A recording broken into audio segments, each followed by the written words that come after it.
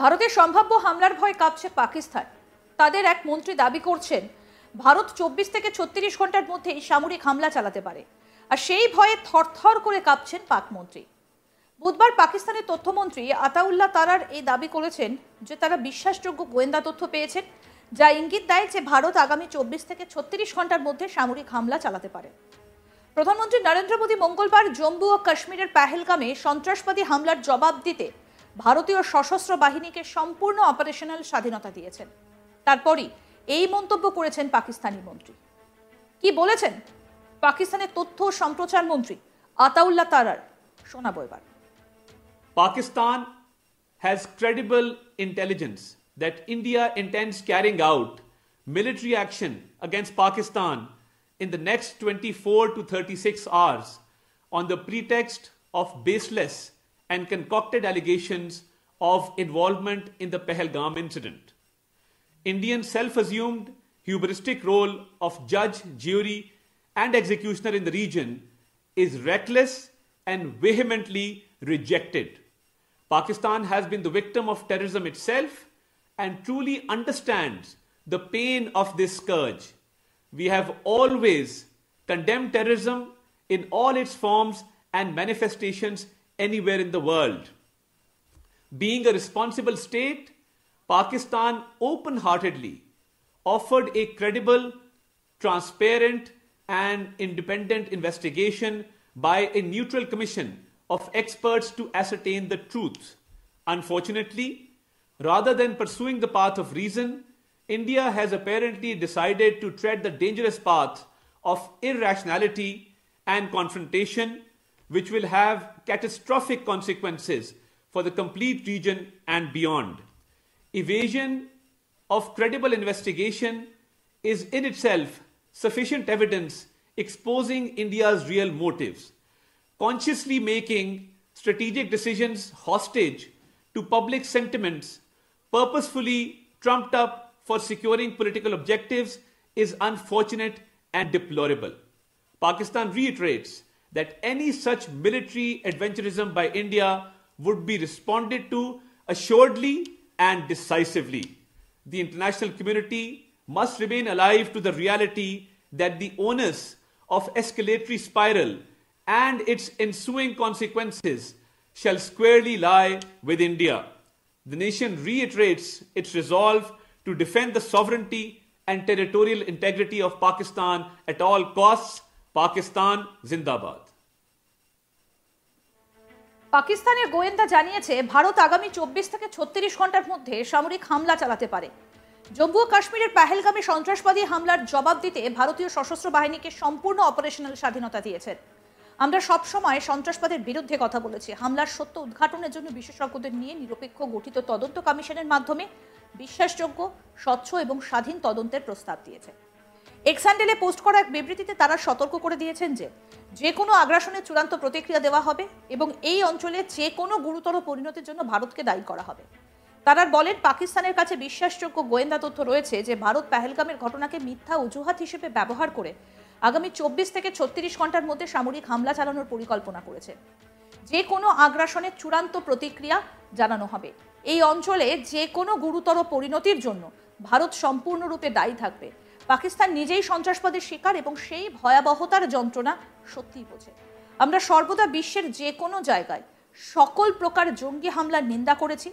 মন্ত্রী আরও বলেন পেহেলগাম হামলার সত্য উদ্ঘাটনের জন্য বিশেষজ্ঞদের নিয়ে নিরপেক্ষ গঠিত তদন্ত কমিশনের মাধ্যমে বিশ্বাসযোগ্য, স্বচ্ছ এবং স্বাধীন তদন্তের প্রস্তাব দিয়েছে।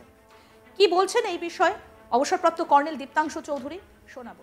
আমরা গতকাল রাত্রির বেলা জানতে পারি এবং রাত্রির মানে আজকে ভোর 2টোর সময় হঠাৎ পাকিস্তানের যে ইনফরমেশন মন্ত্রী আছে আতাউল্লাহ তার ঘুম ভেঙে গেছিল এবং সে মানে ঘুম ভেঙেছে মানে ঘুমোতেই পারিনি এবং তাদের ফরেন মিনিস্টার, ডিফেন্স মিনিস্টার কিন্তু সারা রাত জাগা।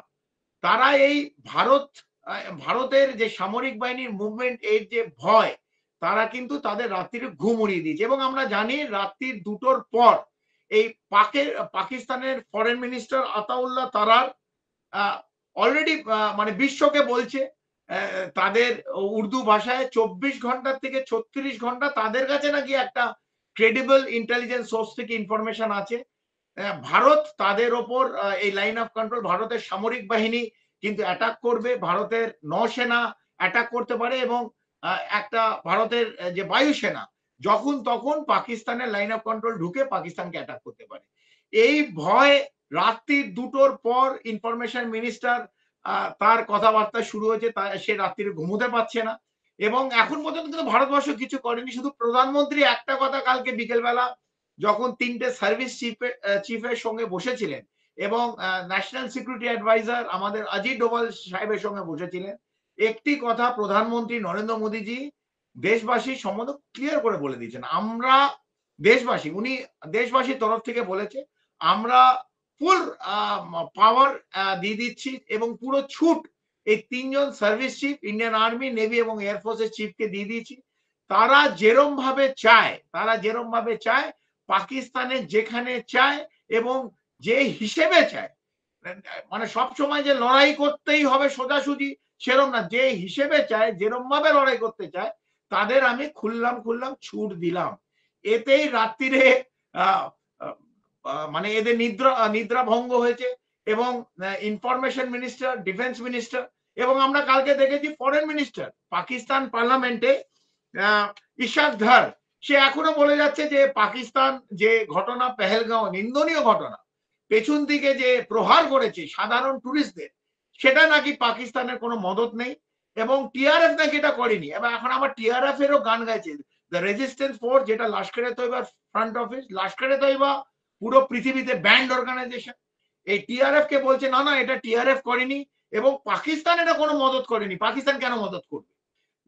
সে পার্লামেন্টে বলছে এবং সমস্ত ওয়ার্ল্ড লিডার্সদের বলছে আপনারা ইমিডিয়েটলি এটার মধ্যে আসুন এবং ভারতকে থামান, যদি কিছু হয় তার জন্য পাকিস্তান কিন্তু তার জবাব দেবে না। ভাই, পাকিস্তানের জবাব আমরা চাই না, আমরা পাকিস্তানের জবাব চাই না, আমরা জবাব দেব।